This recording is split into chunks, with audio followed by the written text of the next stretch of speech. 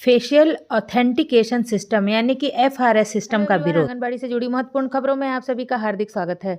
आज के इस वीडियो में मैं आप लोगों को बताने वाली हूं कि आने वाला 2025 सेविकाओं के लिए कैसा रहेगा, क्योंकि जैसे कि आप लोगों को पता है बहुत सारे ज्योतिष शास्त्र और टैरो कार्ड रीडर दुनिया भर की गणनाएं करते हैं, लेकिन यह जो हम लोग काम कर रहे हैं, जो स्थिति हम लोग देख रहे हैं, हम लोगों को भी गणना और अनुमान कभी भी विफल होने वाली नहीं है, क्योंकि यह तो तय है कि 2025 सेविकाओं पे भारी पड़ने वाला है। भारी इसलिए पड़ने वाला है कि सेविकाओं को जो ऑनलाइन काम का वर्कलोड दिया जा रहा है, जिसको लेकर बहुत सारी सेविकाएं डिप्रेशन में हैं। अभी हम लोगों ने फ़िलहाल में 1-2 बैठक किए हैं, या अन्य कहीं भी जिला स्तर पर, परियोजना स्तर पर, राज्य स्तर पर जो भी बैठकें हो रही हैं, उसमें सिर्फ और सिर्फ यही चर्चा हो रही है कि आंगनबाड़ी वर्करों को दिया जाने वाला ऑनलाइन वर्कलोड, इससे बहुत सारी बहनें डिप्रेशन में हैं। बहुत सारी बहनें हमेशा इसी टेंशन में रहती हैं कि अब हम अपनी नौकरी कैसे बचाएंगे, हम अपनी नौकरी अब कैसे कर पाएंगे। इसी संबंध में हर एक परियोजना में जो बड़ी बड़ी बैठकें हो रही हैं, जो कि रविवार को या आंगनबाड़ी केंद्र संचालन के समय के बाद सेविकाएं कर रही हैं, आइए हम देखते हैं कि इस बैठक का मुख्य मुद्दा क्या है और निर्णय में क्या लिया जा रहा है। आप सभी से रिक्वेस्ट है कि आंगनबाड़ी से जुड़ी हर एक प्रकार की लेटेस्ट और यूज़फुल खबरों के लिए चैनल को सब्सक्राइब करके बेल आइकन जरूर ऑन कर लें, क्योंकि इस चैनल के माध्यम से आंगनबाड़ी से जुड़ी हर एक प्रकार की लेटेस्ट न्यूज और समस्या भी बताई जाती है, तो उसका समाधान भी लेकर के यही चैनल आता है। क्योंकि आप लोगों को पता है, मैं स्वयं भी एक आंगनबाड़ी सेविका हूं और पिछले 17 वर्षों से आंगनबाड़ी सेविका के पद पर कार्यरत हूं। तो मैं अपने अनुभवों के अनुसार, अपनी सूझबूझ के अनुसार, अपनी उचित जानकारी के अनुसार आप सभी सेविकाओं के समस्याओं का भी समाधान करने का प्रयास करती हूँ। सबसे पहले तो हम लोग न्यूज़ देखते हैं कि न्यूज़ क्या है, उसके बाद से हम इस न्यूज़ से जुड़ी सभी छोटी बड़ी बारीकियों पर, मुद्दों पर चर्चा करने का प्रयास करेंगे। देखते हैं। बिहार आंगनबाड़ी कर्मचारी संघ ने फेस ऑथेंटिकेशन प्रशिक्षण पर रोक लगाने की मांग डीपीओ से किया। यानी कि आप इसे यूं समझिए कि एफआरएस सिस्टम, चेहरे के प्रमाणीकरण, ठीक है। बस हमें ये समझना है कि एफआरएस सिस्टम क्या है। तो एफआरएस सिस्टम है कि आंगनबाड़ी सेविकाएं जो अब टेक होम राशन का वितरण करेंगी, लाभुक के चेहरे के प्रमाणीकरण के सत्यता के बाद ही करेंगी, ठीक है।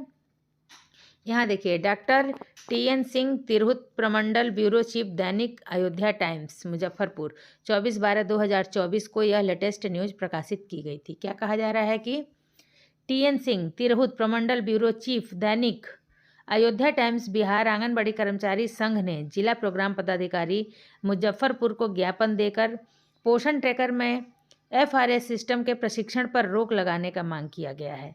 दिए गए आवेदन में कहा गया है कि टीएचआर वितरण एफआरएस सिस्टम की नई व्यवस्था पर रोक लगाते हुए प्रशिक्षण कार्यक्रम को तत्काल स्थगित कर दिया जाए।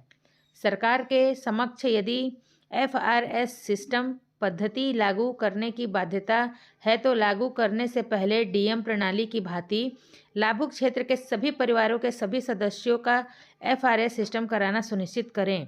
साथ ही नया गुणवत्ता युक्त मोबाइल फ़ोन सभी सेविकाओं को उपलब्ध कराया जाए, ताकि सेविकाएं टीएचआर अंतर्गत सूखा राशन वितरण करने का कार्य निर्बाध रूप से कर सकें।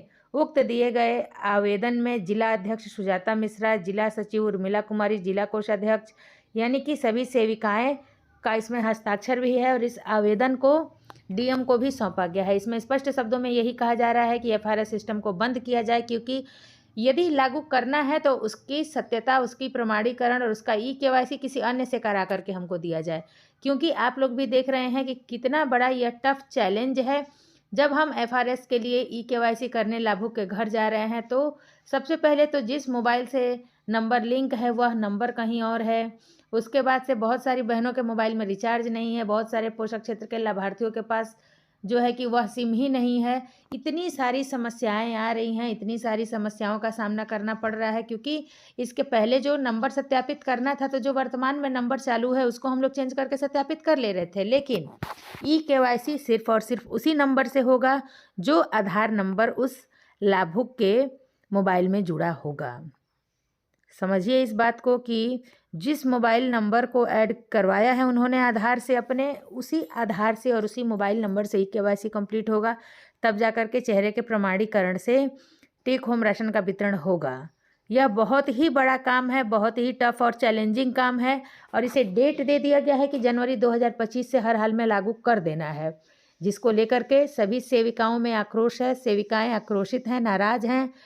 आइए कुछ और हम लोग महत्वपूर्ण खबरों की ओर बढ़ते हैं। मैं आप लोगों को आने वाली बहुत सारी वीडियो में ये बताने वाली हूँ कि किन किन जिलों में, किन किन राज्यों में किस प्रकार से एफआरएस सिस्टम का विरोध आंगनबाड़ी वर्कर कर रही हैं।